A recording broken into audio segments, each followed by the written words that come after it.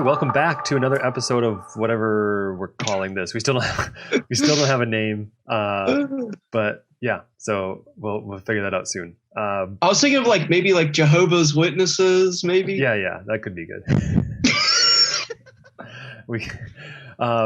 Well, today we want to talk about a little bit more about abortion. We already did a video on some philosophical arguments against abortion. We looked at a famous paper on that, so you can check that out. Maybe we'll tag it at the end of this video. But we want to take a different approach and tackle the legal case against abortion and see maybe what's a good case we can make legally from the Constitution, from some of from the civil realm against abortion.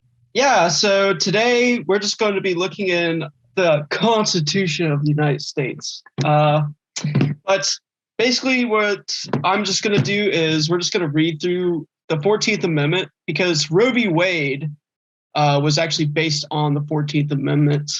And we're going to look to see how they justify that, to see if it really fits with the amendment itself, and ultimately just how it impacts the rest of the legal framework of our country, and just seeing exactly how this would play out in reality, and just looking at some of the challenges to the pronouncement and seeing if this is something that should and can be overturned. The first thing we're going to do today is just looking at the justification of Roe v. Wade, of how it was applied to the 14th Amendment.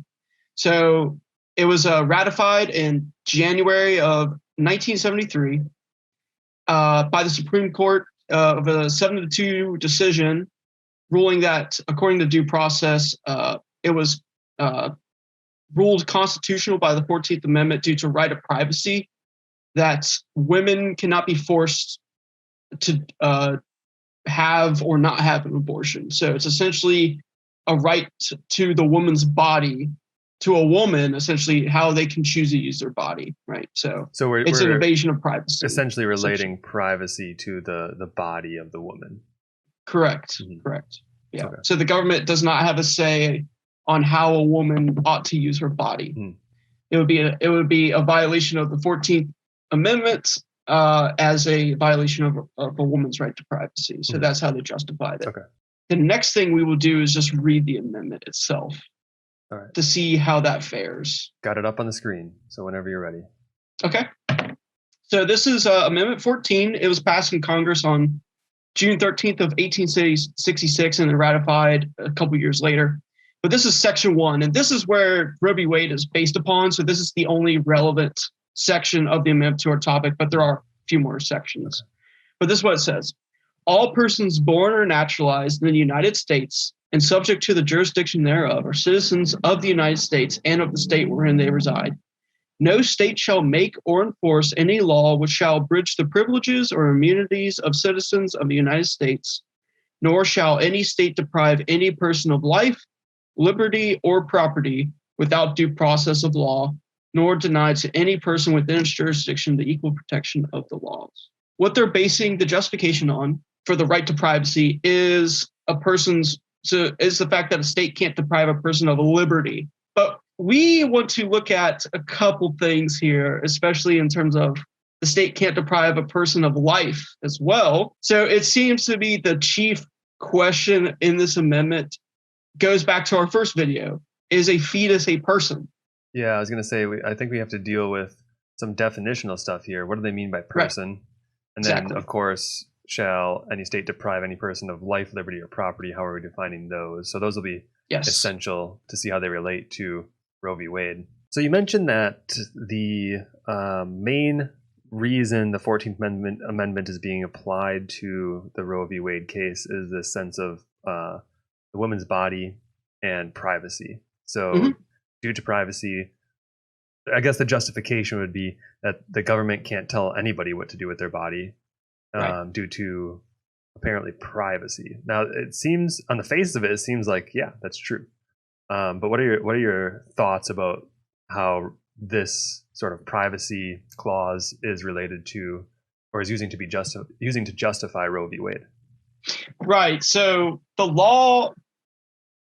So on face value, it seems that way, right? So it sounds like total reign. You can do whatever you want with your body. It's all good. Yeah, we're all about freedom, right? Right. But at the same time, that's actually not true in the most broad sense, because there's so many things that the government says, no, you can't do with your body. You just cannot do this. This is illegal. So the law obviously only works in parameters of what's allowed by the other laws. Right. So you can't take a law to break another law. That's not how this works. Now, there are always, and it's important to bring up, there's always exceptions to certain rules as well. So we would say there are exceptions to this amendment because there are certain things the government says, no, you can't do with your body. So, for example, you cannot use your body to harm someone else, right? So you can't use your body to take away the life, liberty, and property of another person. Okay, so it's not. So this amendment just isn't saying the state can't do those things, but you yourself as a citizen do not have the right to do that. It is not allowed for you to do that. So the state can infringe upon your life, liberty, and property if you violate someone else's life, liberty, and property. Yeah, that makes sense. Which is very significant. Okay, so that's something we need to keep in mind here. So if you're threatening to take that away from somebody else, then this amendment no longer applies to you. Because I think of like freedom of religion, for example, right? Like we do have freedom of religion, but to a certain extent, I mean, if you want to use an extreme example, to maybe use that freedom of religion to kill other people, right, in the name of your religion. Obviously, you're taking away the life of others. So, it does, like, I mean, that's an extreme example, of course, but that does put some reins on what we mean by what will the state deprive us of when we're talking about life, liberty, or property. So, yeah, that's a good point. Right. So an objection that someone could bring up to keep Roe v. Wade justified is, well, you just can't do something to someone else, but it's a woman's body, right? They're not harming anybody else. They're just doing something with their own body. They're choosing not to have something be potentially born. Well, let's grant that for a second and see if that works. That doesn't work because there's still certain things that are illegal that you cannot do with your body. For example, you can't inject illegal drugs into your system. Now, you're not potentially harming someone else by doing that, but you aren't allowed to do that because it's illegal. You can't be in possession of these kinds of things, and you can't inject them into your body. That's illegal. You also can't do illegal things with your property in general. So you can't sell certain property. You can't do whatever you want with your property. Like, I wouldn't be able to sell my kidney on the black market.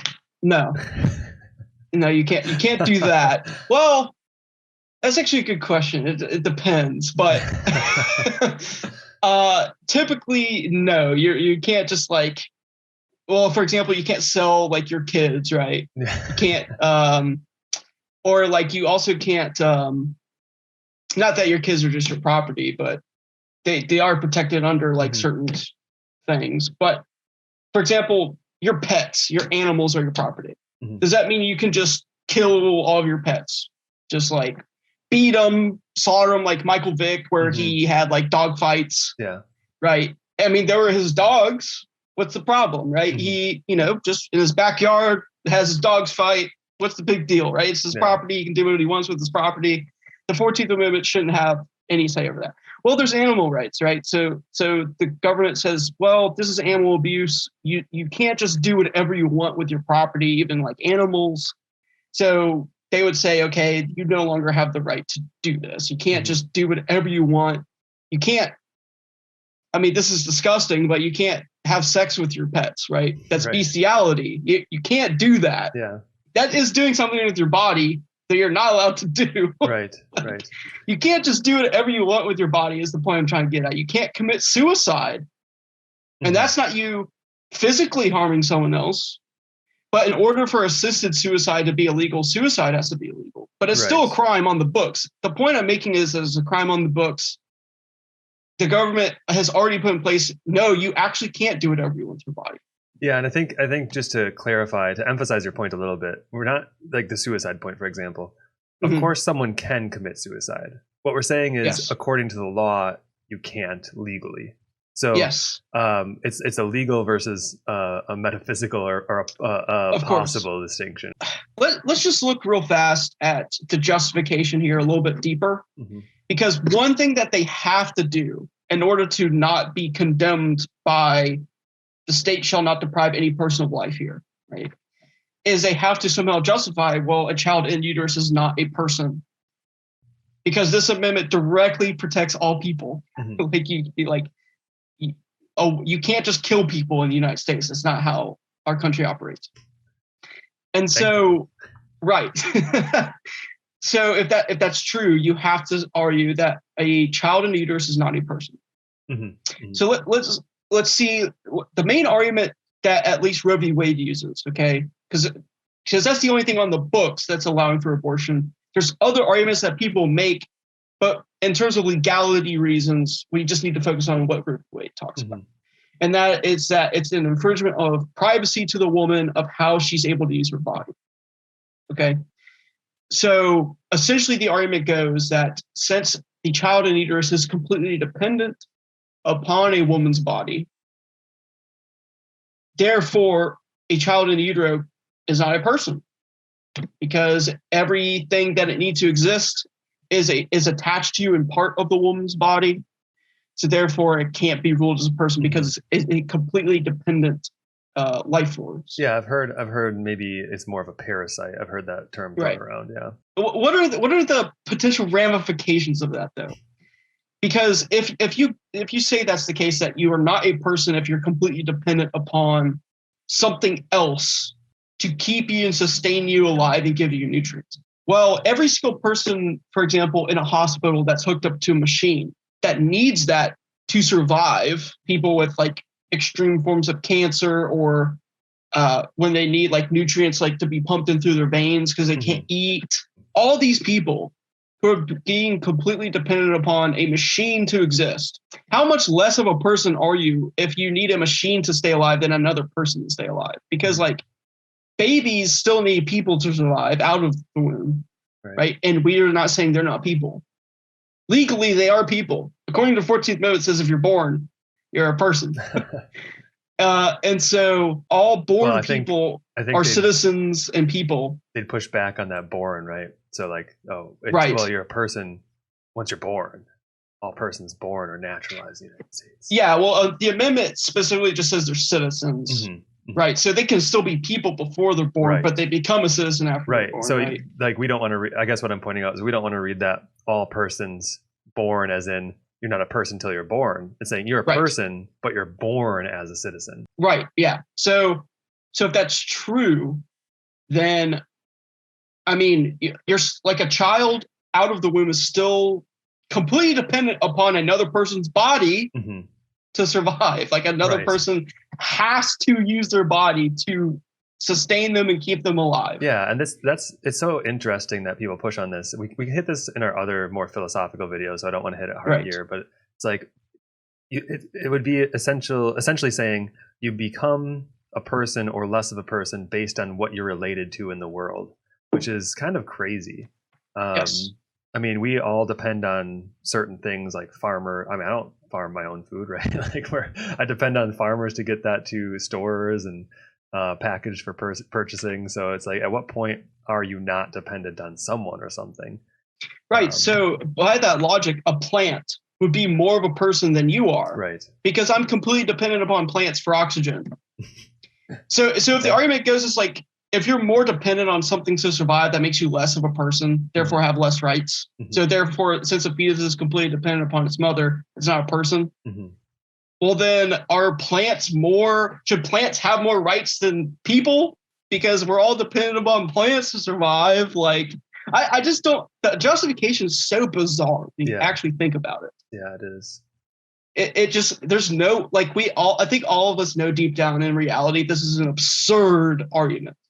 It's absolutely absurd. It does not comport to reality at all. I like to think that at least, but right.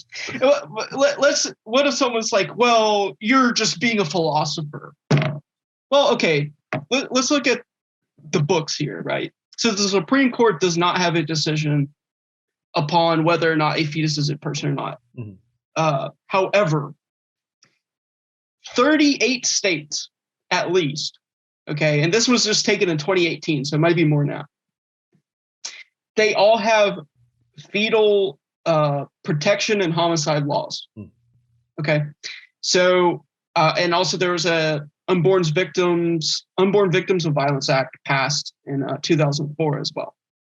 And so what these laws do, what they're called fetal homicide and fetal protection laws, is that this is how we mentioned it briefly, I think, in the last video, but like how double homicides are applied to when a pregnant woman's killed. So if you look up the definition of homicide legally, it can only apply to you killing another person, which means that if you're killing a child in utero and then getting charged with homicide, which is applicable in 38 states, which is more than half, then more than half of the entire country, legally speaking, by law, says children in utero are people. Because you can only get charged with homicide for killing a person, which means it's not just the woman's body. Right. Otherwise, you would only get charged with single homicide, or if only the child in utero is killed, then you just get charged with like a disruption of emotional damage. But you can't get charged with homicide for giving emotional harm to the mother. Right. You can only get charged with homicide to kill somebody. Yes. And so you have to lessen all these charges. Basically, what you'd have to do is say all these 38 states are totally unconstitutional. But since the Supreme Court hasn't made a definitive decision upon whether or not a fetus is a person or not, then those states are allowed to have those laws. Right. But my quarrel with this is, and why it's so bizarre, is that you have over half of all the legal legislatures in our country, in states, saying fetuses are people. And somehow you have on the books that children in uterus aren't people, they're part of the woman's body. That doesn't make any sense. At all. Like there is a very big crazy contradiction here. And it seems like the main reason to say that is because of this privacy clause. Right. And so there is something strange going on with the definition of person and private and privacy or something like this. It's almost like they're talking past each other, right? One law is about privacy, but really that privacy affects the life, liberty, or property of the person who is inside the woman. So, I mean, it does seem like there should be, given this section 1, that the privacy law should be either abolished or there needs to be a law that says, well, maybe fetuses aren't persons, but that seems to go against the plain reading of this text. So that seems problematic. Right, and also just the whole fundamental principle of every single amendment, by the way, in the Constitution is that people have a right to exist. If you don't have the right to exist by your government, then every single law in the Constitution is just irrelevant and arbitrary. Like the government is functioning off of a basis that you have a right to exist, therefore all these other things by the fact that you have a right of existence come with it. So now you can lose your right to live. Like the government does have the right, if you break certain laws, to take your life. Right. However, that's something that has to be taken away from you. Already by square one, you already have that right to live, right? You already have the right to life.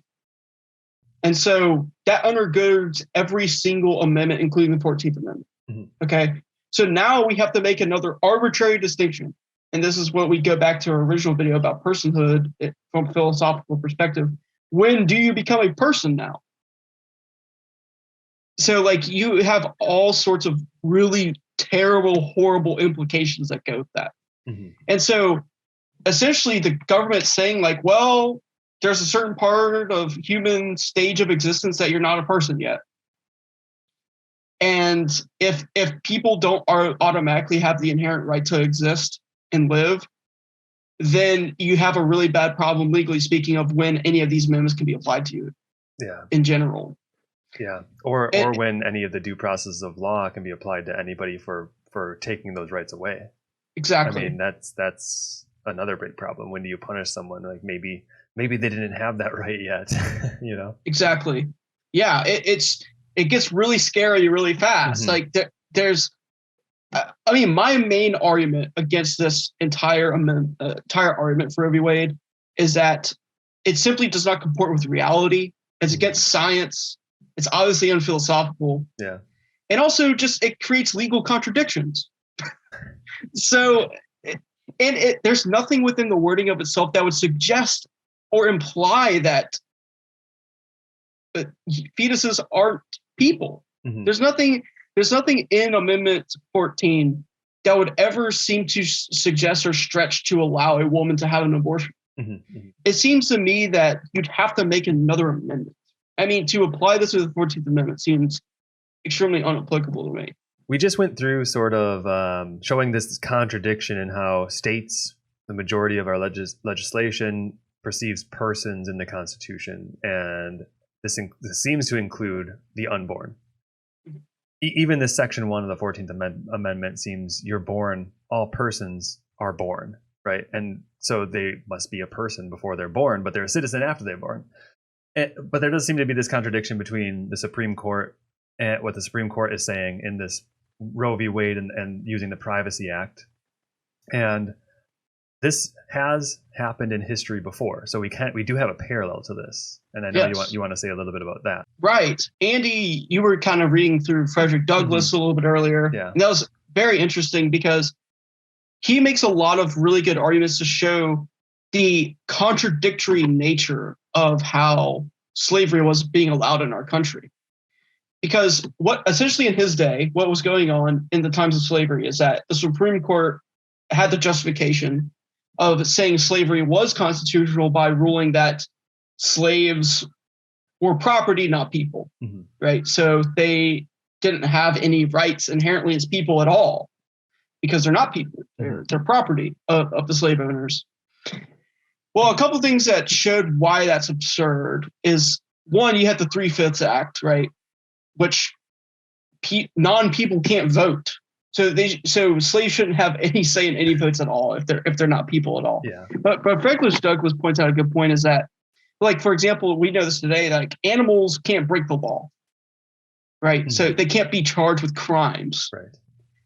But he was showing back in the day that states had all these sort of punishments for slaves whenever they did something wrong or did something outside their jurisdiction to break the laws, right? So they're being charged with crimes. They're being charged with time in jail, etc. Yes. And this is an implicit, I guess, assertion that they are people. Exactly. And so I do want to point out, we're not saying that the stricter laws are better or we're good, right? We're just saying there is, and we're saying the same thing Frederick Douglass says, that these laws do show that we consider them as people. Exactly. As persons. Exactly. And so he made the argument that therefore they should gain the benefits of the Constitution because they're people benefiting from the United States of America. Okay.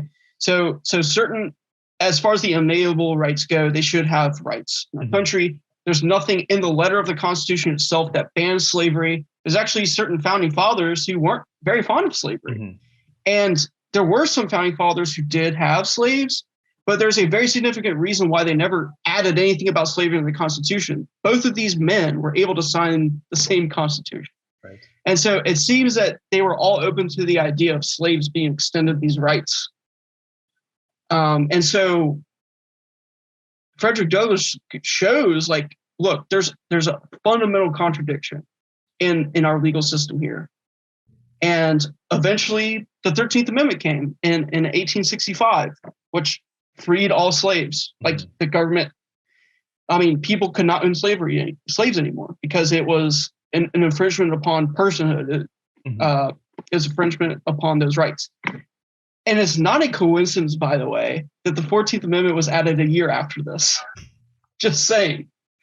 It was to reinforce the personhood of these slaves and people born by slaves, to give them their rights. Right. To make sure that no fudging could go on, take away the rights from these people. Yeah, good. And I like this parallel because it really is about personhood. So yes. in this time of slavery, right? And when Frederick Douglass is giving these speeches, like 1860s, we're seeing that the government actually, these laws, these state regulations actually see slaves as people. Yes. But they're enacting things that don't treat them as people in some ways, or at least equal people. Right. And so, I mean, that parallels directly to abortion today. We have laws that see that see fetuses as persons, but we don't act as though those laws actually reflect them as persons, or that the laws are actually pointing to some reality about them. So we could say, oh, sure, the law calls them a person, but in reality, they're not a person, right? That's sort of how we act if we have this contradiction that you pointed out. Right. So it's the same. It's the exact same justification. And I don't want to be blunt here and say like every single pro-choicer is a pro-slavery person, because that's not true. I'm not saying that. What I am saying though is that they essentially are using the same justification, legally speaking, to say, well, yeah, there's laws that say that fetuses are people, but they're not. Yeah, and if that's the exact same argument that pro-slavery advocates were using, they're saying, well, they're property, therefore, right. It's not applicable. Well, it's part of the woman's body, so it's not applicable. They're not really people. They're just a part of someone else. They're just property, right? And this is just insane and on its head. And contrary to human experience, it creates contradictions in our legal system. It's contrary to science. Like if you really want to be people of science, right? Like it's not the woman's body. Okay, scientifically we know that's absurd. Again, Roe v. Wade, at least with its justification of the 14th Amendment, is not in conformity with reality itself, which is just way more of a reason to get rid of it. Yeah. Along with all the philosophical and societal issues that can stem from the justifications given for it. One of the main reasons why we're making these videos about abortion is one, and like we kind of got inspired because of the heartbeat bill finally being passed in South Carolina. But also like it's in our fight, as Christians and as citizens for the unborn. I mean, we fight for the rights of those who can't speak for themselves, right? And also we need to have a coherence in our lawmaking, because otherwise there's going to be really dangerous, slippery slopes in the way that society functions. And it could have really bad ramifications. Like if you take the justifications of Roe v. Wade seriously, I mean, there's a lot of bad implications that can come from that. Like people in hospitals are no longer people. Now the hospital can do whatever they want, right? Well, you're taking up space in the hospital for other patients, so we're just going to kill you, right? Yeah, and as you pointed out earlier, the fact that we don't seem to take that justification seriously outside of abortion contexts does show something. How we view that sort of justification. Exactly. So right. It's special pleading essentially. Yeah. So just as like a little bit of a closing, like one of the reasons why we wanted to do a video talking about the legal issues is in the hopes that, Supreme Court decisions can be overturned if they're ruled unconstitutional. The Supreme Court isn't irreformable, right? So they can make faulty decisions. And so the point is like the vast majority of the country, like 38 states, have a completely different interpretation of this amendment than the Supreme Court does, because they understand fetuses as being protected under anti-homicide laws. And that means they have to be ruled as people. Yeah.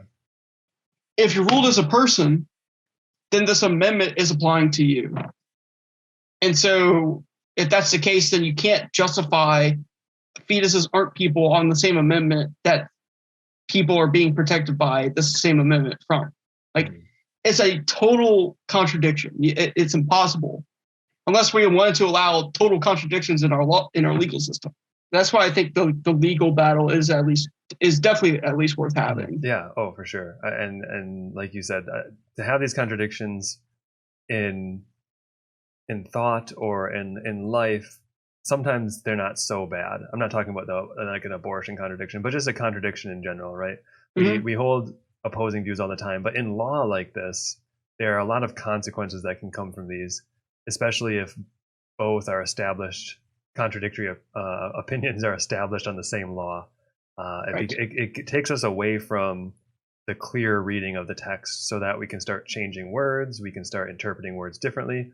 And I think that really becomes a big problem. If you guys are interested in this sort of conversation or these sort of topics, especially abortion, if you have articles you want us to look at or respond to, or you want to make a video against us and have a little dialogue, that's great too. We're more than happy to respond to these things. We'll link the philosophical arguments against abortion video at the end of this in our closing, and we will see you guys next time.